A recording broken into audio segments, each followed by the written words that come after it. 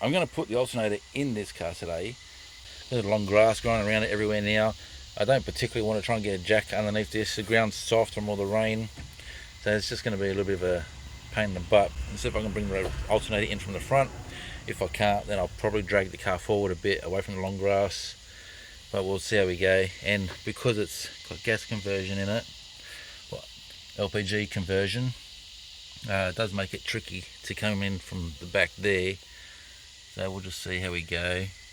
I'm not going to do a how to install the alternator video. I've already got probably 2 of those, I think, doing it 2 different ways. Okay, so when my mate had the alternator taken out, now he didn't actually do it. Another friend of his that he knows took it out, didn't do it right. He's left all the mounts and everything in place, so you can see that this mount here is still in place, and this mount here is still in place. So he's just unbolted it and then wriggled it out. So I'm going to just get it out of there. I'll get the alternator in there and see if I can wriggle it back in with the mount still in place, but I'm pretty sure I'll have to remove that back one. And just to make things a little bit easier, we mowed the lawn and just pulled the car forward so I can actually jack the car up a bit. Don't have any stands, so just using a bit of tyre and wood there for support. I don't trust jacks. And so now I can get under the car, put the alternator in properly from underneath, and hopefully I can put it back in with the mounts in place. We'll just see how we go. Well, my suspicions were right. That's definitely not an AU alternator. You can see the bracket here. See I've got to put my finger between that bracket and the alternator has got a lot of wiggle in it. The holes in the alternator for where the bolts go through are larger than what the AU one is. I know when I got the alternator on the AU, there's a bit of wiggle, of course, because it's loose, but not like that. But anyway, it lines up, so I'm going to bolt it up now and put the fan belt on, or drive belt, whatever you want to call it these days. I've had a Magna alternator, like you've seen in one of my previous videos, that I've had in my car. I had that for a couple of years in the car without that back mount being on, so it's not that big a deal. It's handy to have, I guess, for that extra support in case of an accident or something, but like I said, it's not, I haven't needed it on when I had a non-genuine alternator in the car. Each their own, do what you need to do. But anyway, that's bolted in and everything on the bottom properly, everything lines up. So I just need to tighten those 2 front bolts now, and she's in. Put the alternator in, alternator failed, so it doesn't always go to plan. I'm going to open it up now and find out what went wrong. It's the solder joint came loose or whatever. Right, so having a closer inspection, the brushes are still good. I thought they might have been cracked or something, but there's a little bit of wear and tear there. That's good. That means that they would have been arcing against the sleeve properly. And the brushes are definitely in the right spot in the sleeves. Solders haven't broken, so the only thing I can think here is must be the regulator that's faulty, why the alternator stopped working in the first place. These things happen, but I'm just going to put a meter on and just check all the points and see how we go. Put the meter across here and that's okay, the points and everything's fine. Put the meter on the brushes inside and I get a resistance. I'd say that the regulator itself is faulty, why it stopped working in the first place, even though the sleeve and brushes did need replacing. I think it was the regulator that failed first. I'll have a closer look at it when I get home, but there's nothing I can do here. I think that the alternator has packed it in. Okay, so I've got the alternator back home now, pulled it apart, and you can see where the carbon is from the brushes have been on the alternator there. Hasn't been like it looked like it's starting to spread out there, but you can see the fine line there, so it's kind of like just sitting on the top of it.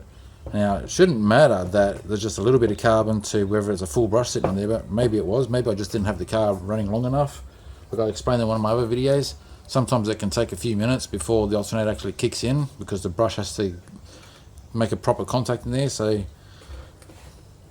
maybe that's all the problem was. I've tested everything, solder joints are okay still. I've tested the brushes in here. I've done a diode test, putting the meter across from the terminal to the chassis and get a reading. I'll give you a look at that. And comparing it to the Magna alternator. Hopefully you can see the numbers there. So comparing it to between the alternators. So I'm getting the 0.970 on that one. And the Magna, I'm getting a 0.851. Not a big difference between them, but the diode test is okay there. If I do a test on the terminals inside here, I get from this one here, I'm getting 0.943, and from the Magna, I'm getting a 0.931. So everything is okay there. I've done a test on here. I broke one of the brushes, but I've done a test in here as well. Everything showing me that it's good from that point there to that point there. I've done a check on the stator and everything checks out there, so you can hear the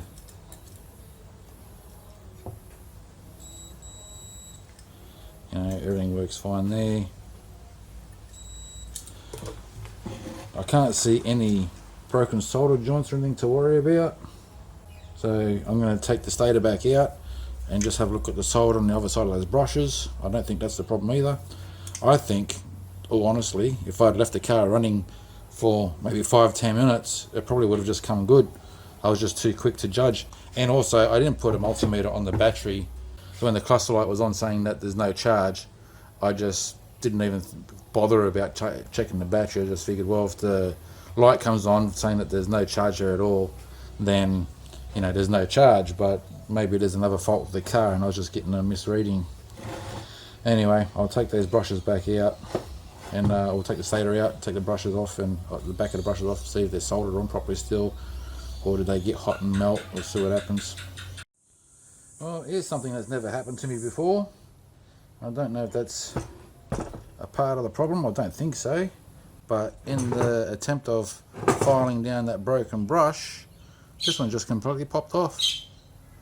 So it would have been something there still holding it in place, but yeah, in the process of, I guess, moving backwards and forwards, it's flexed enough to break off. So I'm going to have to replace the brushes and that. So this video is going to be something different. I'm going to take the face off the Magna one. So I'm going to put the rotor setup in the front bracket onto the Magna alternator. See how that works out. So looking at the two rotors compared to each other, the Falcon one is slightly longer than the Magna one. But I'm wondering if I swap over the front bracket with the rotors and I'll put the stator on first just to see if the brushes line up, if I could get away with that. This is just totally mucking around now. This is nothing serious. If it doesn't work, like if it doesn't line up, it doesn't line up, but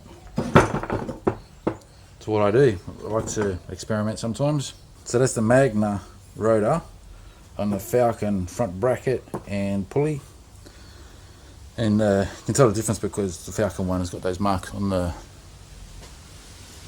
slip ring there. So now if I take this stator out and just match it up to there and just see that the brushes line up, I can look down inside there, see that the bottom brush is visible, and I can see from the top there, I'm flexing that, I can see it, but I tried to get a video of it, but I couldn't get inside there to show you. But it's going up and making contact with the top brush, so I think I might just get away with doing this. Only one sure way to find out though, isn't it? So that means the Falcon is going to have the Magna backing. So we go on like that. So I'll have this extra part that I'll probably move around. Yeah, leave it over this side here on the bottom part there. Okay, so I haven't pulled the pin out yet, or drill bit rather, but it's Magna back bracket, Magna stator, Magna rotor, AU Falcon front bracket, AU Falcon pulley. I won't be able to put it in today, but if this works, then I've gone from 110 amp to 130 amp alternator for the AU Falcon. And that might be handy to know if you're running high-tech amplifiers and stuff in your car. Just need to find the bits to get on the back now. I just put the alternator back into the car it came from. Well, half the alternator came from. So I've got my hybrid alternator in here, half Magna, half Falcon. You can see I thought in advance of where to put this, because of going this way. I thought maybe going too close to the motor, so I wanted to go that way. Fits in perfectly, bolts it in. I've got a wire attached here, so I can. It's just tapped into the wire there, so I can alternator wire, so I can connect it to the positive and the battery if I need to, if there's a problem with the Falcon. So yeah, it's all bolted in, ready to go. So let's go give it a test. So I'm not going to put the fans and everything in yet because we want to first see it working. So from the front there you can see it's all alternators sitting up, and of course it's going to be in line because it's got the front bracket part of the alternator from the Falcon, so it's got no choice but to line up. This time I've got a multimeter connected so we can have a look at the volts on what's happening here. Alright, let's crank it over. Yeah, this girl needs a lot of work.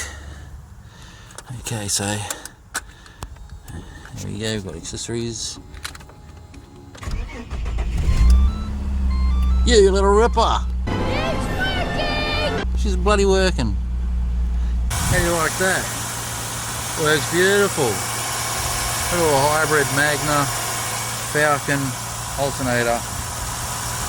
Got a good charge going. And just quickly, I haven't bolted this anywhere yet because I didn't know if I was going to work or not. But this can go straight onto the alternator here. The sunlight in the way there. I can just go straight onto the alternator there. It'll look like I was made to be. Well, there you go. I was pretty confident it would work, but there's always that, you know, it may not. I'm cheering. She's working. Happy days. Till next time, guys. Cheers.